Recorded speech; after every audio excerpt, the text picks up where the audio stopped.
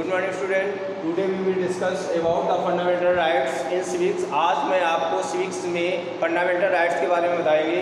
Fundamental rights क्या है, what is fundamental rights. Fundamental rights क्या हैं?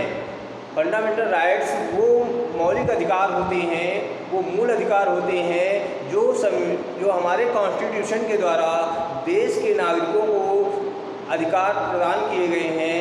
It is called fundamental rights. उन्हीं को फंडामेंटल राइट्स कहते हैं, जो कि हमारे संविधान के द्वारा भारत के नागरिकों को कुछ विशेष अधिकार दिए गए हैं, उन्हें मौलिक अधिकार कहा जाता है। जब और इनका कॉन्स्टिट्यूशन के पार्ट 3 में आर्टिकल 12 से लेकर के 35 तक इनको डिस्क्राइब किया गया है। और ये पहले 7 थे, पहले फंडामेंटल राइट्स 7 थे, लेकिन प्रेजेंट टाइम में फंडामेंटल राइट्स कितने हैं? 6 हैं। और एक फंडामेंटल राइट्स टू प्रॉपर्टी, जो फंडामेंटल राइट्स था उसको निकाल दिया गया था, कॉन्स्टिट्यूशन से हटा दिया गया था। इस प्रकार से there are 6 fundamental rights in our constitution. हमारे संविधान में 6 फंडामेंटल राइट्स वर्तमान में हैं। और वो कौन कौन से फंडामेंटल राइट्स हैं? तो पहला जो फंडामेंटल राइट्स हमारे कॉन्स्टिट्यूशन में है, पहला कॉन्स्टिट्यूशन में जो फंडामेंटल राइट्स है वो है right to equality, right to equality,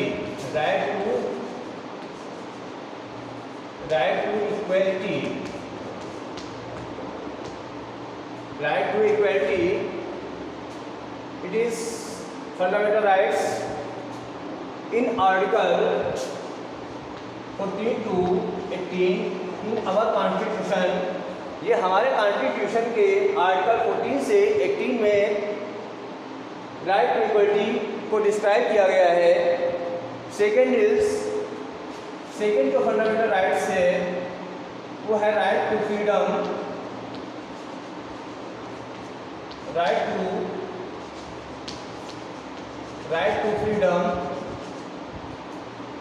right to freedom. इसका हमारे कॉन्स्टिट्यूशन में जो डिस्क्राइब किया गया है वो 19 से लेकर के 19 टू 23 आर्टिकल तक, 22 आर्टिकल तक इसको डिस्क्राइब किया गया है। राइट टू फ्रीडम को third fundamental rights is right to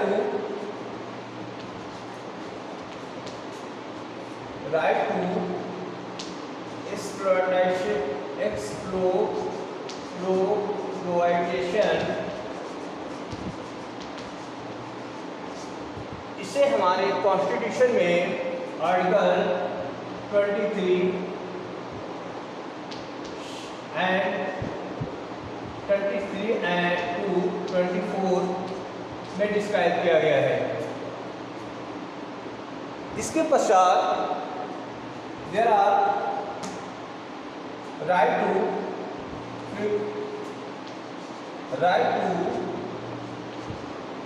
religion,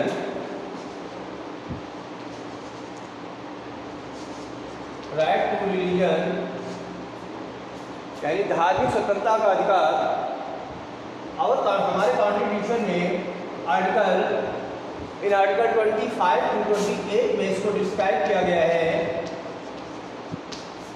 25 to 28 में इसे डिस्क्राइब किया गया है।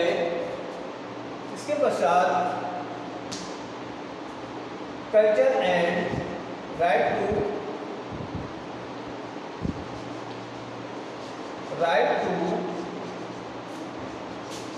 कल्चर एंड एजुकेशनल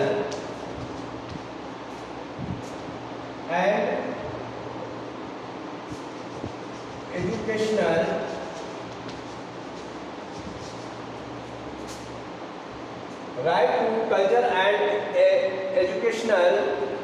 इसको हमारे कॉन्स्टिट्यूशन में 29 टू 30 में डिस्क्राइब किया गया है। एंड लास्ट जो राइट देश के जो सिटीजन्स हैं उन्हें दिया गया है, उसमें से constitutional remedy right to constitutional remedy, constitutional remedy. इस तरह से हमारे कॉन्स्टिट्यूशन में ये 6 फंडामेंटल राइट्स देश के प्रत्येक नागरिक को दिए गए हैं। ये जो फंडामेंटल राइट्स होते हैं ये जो फॉरेनर्स होते हैं, जो विदेशी होते हैं, उनको प्रदान नहीं किए जाते हैं। ये सिर्फ उन देश के नागरिकों को प्रदान किए जाते हैं जो देश में जन्मे हैं या देश के नागरिक हैं, और ये वो अधिकार हैं जो देश के प्रत्येक नागरिक को प्राप्त हैं।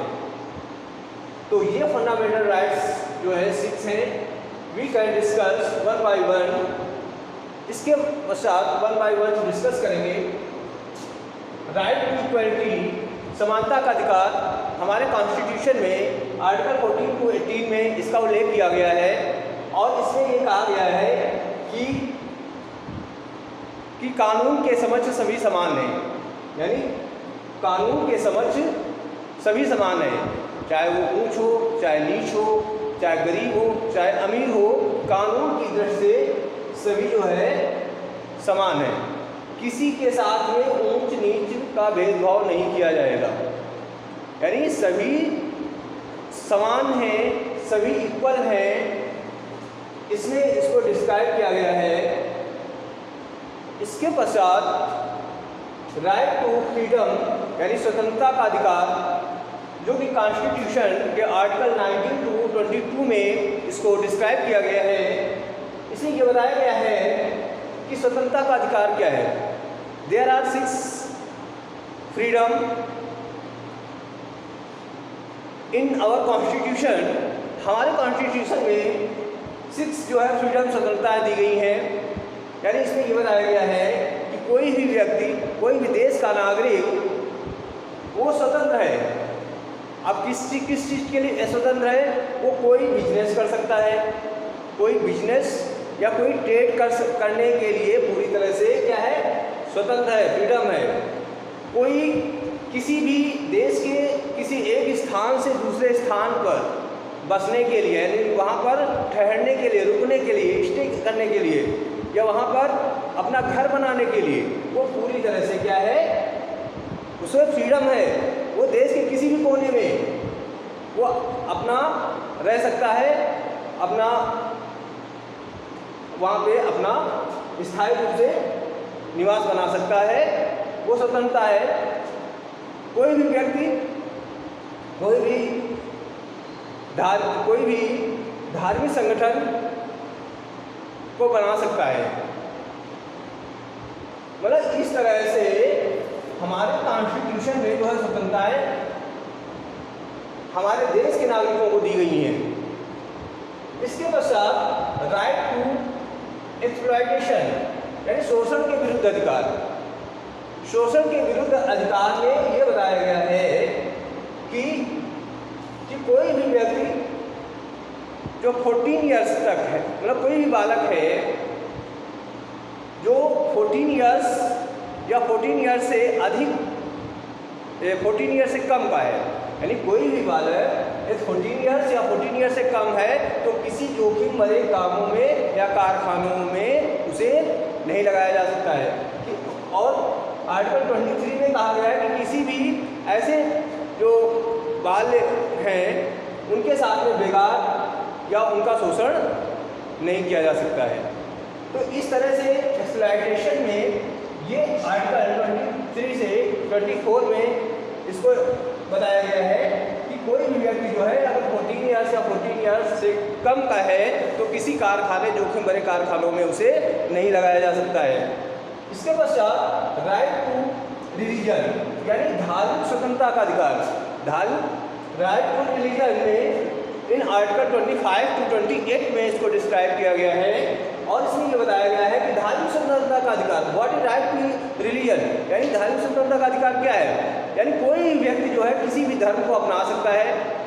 फर्स्ट कोई भी व्यक्ति, देश का कोई भी नागरिक किसी भी धर्म को अपना सकता है, किसी भी धार्मिक संगठन को बना सकता है, किसी धार्मिक संस्था को स्थापित कर सकता है, और किसी राज्य के विश्वविद्यालय में धार्मिक शिक्षा नहीं दी जाएगी। इन बातों का जो है इसमें राइट टू रिलीजन में इसको हमारे कॉन्स्टिट्यूशन के आर्टिकल 25 to 28 में डिस्क्राइब किया गया है। Okay, after that right to culture and educational, article 29 to 30 में इसको हमारे कॉन्स्टिट्यूशन में डिस्क्राइब किया गया है, और ये बताया गया है इसमें कि कोई भी कल्चर हो उसे संरक्षित, उसे संवर्धित करने का अधिकार है। यानी ये अधिकार दिया गया है, कोई भी कल्चर का व्यक्ति है, कोई भी अपनी कल्चर और सभ्यता को बनाए रख सकता है, और कोई भी एजुकेशनल संस्थाएं हैं या अल्पसंख्यक संस्थाएं हैं वो अपना स्थापित कर सकता है। कोई भी अल्पसंख्यक जो मिनोरिटी होती हैं वो अपनी संस्थाएं स्थापित कर सकती हैं। इन सब चीज़ों को इस right to culture and educational article 29 to 30 में डिस्क्राइब किया गया है।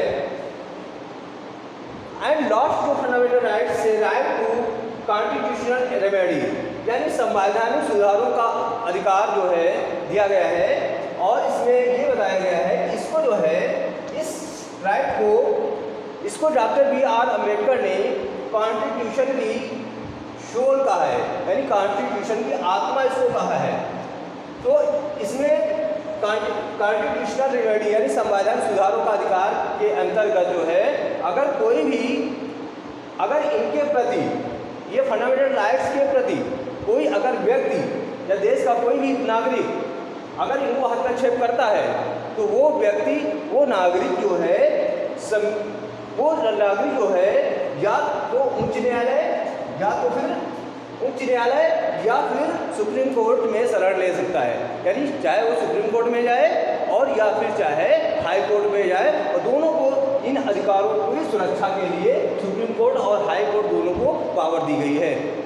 तो इस तरह से फंडामेंटल राइट्स को मैंने डिस्कस किया है, और इससे रिलेटेड क्वेश्चन होंगे जिन्हें आप अपने वर्क बुक नोटबुक में करेंगे और उन्हें सेंड करेंगे। जय हिंद।